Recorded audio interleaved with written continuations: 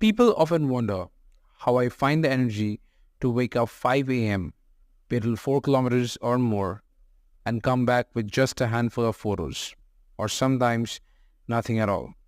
The best part about coming early in the morning on my bicycle is, this place is empty. I usually answer them with a smile. But here's the truth. It's like a game of chances.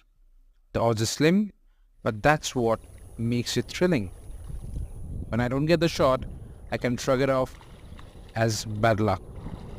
But when I do capture something extraordinary, the early mornings and the long rides fade away in the rush of dopamine, making it all feel worth it.